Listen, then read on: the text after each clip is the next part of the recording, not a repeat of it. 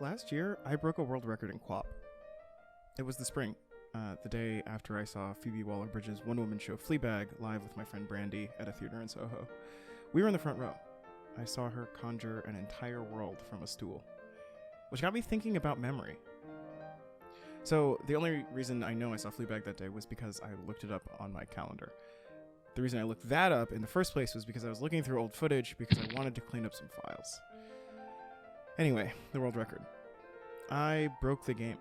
I got so far forward that the character started running by himself, so I let the tab run for a while in the background while I did some work. And then I tweeted at Bennett Foddy, the game's creator. If you haven't played it, Foddy's game is brilliantly simple. You're a track star named QWOP, and you're representing your small nation at the Olympics in the 100-meter dash.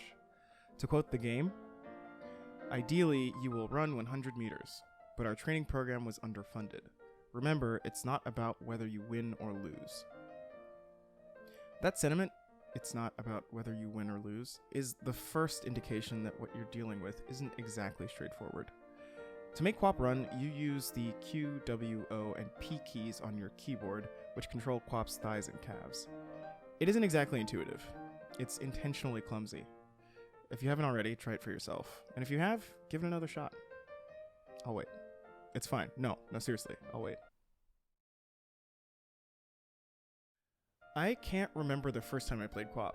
The game came out in 2008 and went viral in 2010, and I have a terrible memory for things that happen online.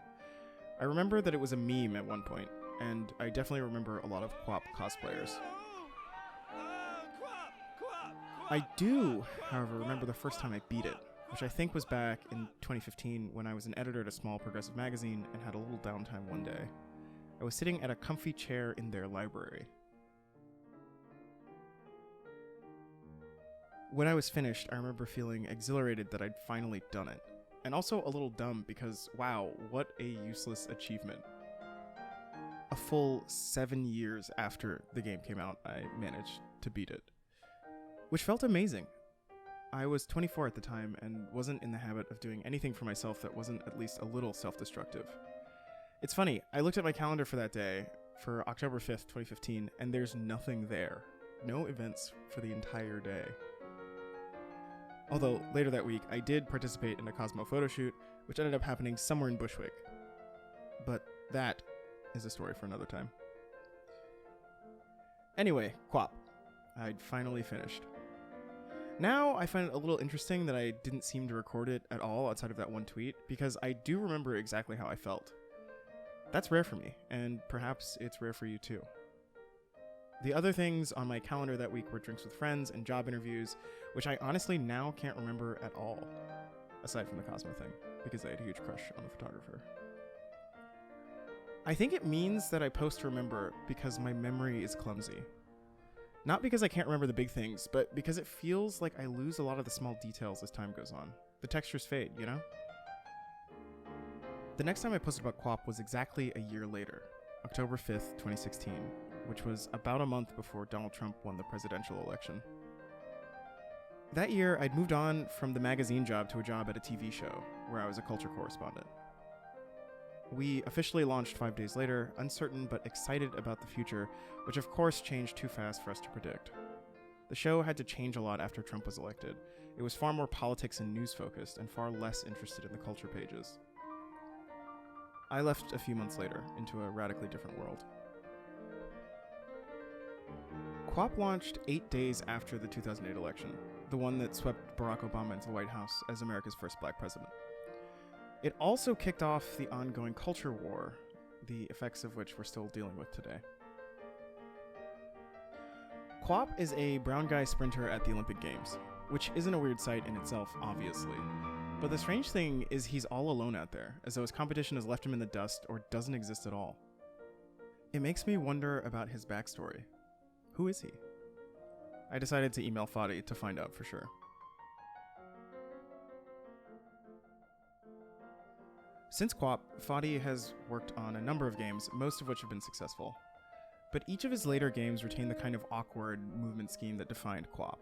His latest work, Getting Over It with Bennett Foddy, is a game whose main character is a man in a cast iron cauldron who swings a hammer to climb mountains. The speedruns are enthralling. Foddy's games interrogate what it means to move, and movement is so basic that his games are destabilizing, at least at first. When was the last time you didn't know how to walk in a video game? When you have to think about how to move, it's frustrating and focusing in equal measure.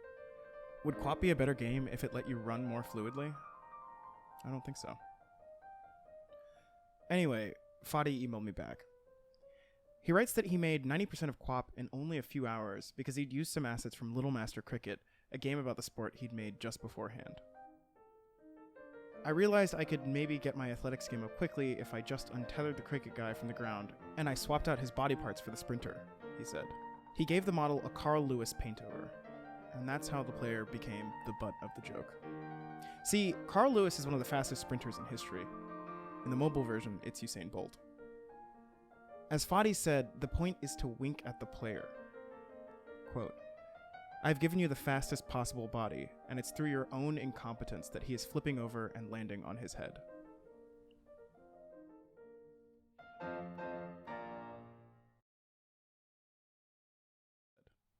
Part of the genius of video games is how they're vehicles for embodiment. They let you feel what it's like to actually be someone else, with another person's capabilities and calendars and concerns. The question QWOP poses is, should it be easy for you to inhabit another body? And then it leaves you to answer the question for yourself. That clumsiness is something you don't really see in games. They're meant to make you feel empowered. You become the hero of the story. It's you who's really following the hero's journey, as our boy Joseph Campbell intended. And if it's an online multiplayer game, you're given tons of opportunities to rise to the occasion, opportunities that aren't always as obvious in real life. One of my favorite things about QWOP are the games that have been clearly influenced by Foddy's original vision. I played Biped for the first time the other day. It's a game by Next Studios where you play as an adorable robot who's trying to restore beacons across the Earth. It's a 3D puzzle game with online co-op that actually works. But the best thing about it is how clumsy the robots are. Each joystick moves a leg. Sound familiar? Foddy says it took a while for him to see the QWOP ethos show up in games that came after it. But it's definitely there now. Quote, "The format and mechanics always differ, but the basic stance is the same," he says. "It's interesting for the player to struggle with basic traversal and basic tasks in the world. Even Death Stranding, a game I admire a lot, has a little bit of that, in a way that still feels risky for a large budget game, even now." I was playing Biped with my friend Nicole, who I've known since I moved to New York. She was my first dungeon master and one of the people who introduced me to Sports Friends, to which Foddy contributed a fluorescent wrestling game. We stumbled together across some lush landscapes for a few hours. Falling off ledges, yes, but ultimately skating and jumping and figuring out how to use the robot's limitations as an advantage. By the end, I felt like we'd visited a new world, one that was enlivened because it was so hard to explore. It's a little like the feeling I got when I played Firewatch, where you play as a fire lookout in Wyoming, as a person who's escaping some tough decisions. The game's map system is intentionally difficult to follow, both because the world is beautiful and because it's a national park. Nature, even simulated nature, doesn't look much like what you see on a map. In Firewatch, the seasons pass. You get better at navigating. And then one day there's a fire, and you have to run from everything you've worked for. The escape is harrowing, partly because the valleys fill with smoke and the trails all but disappear.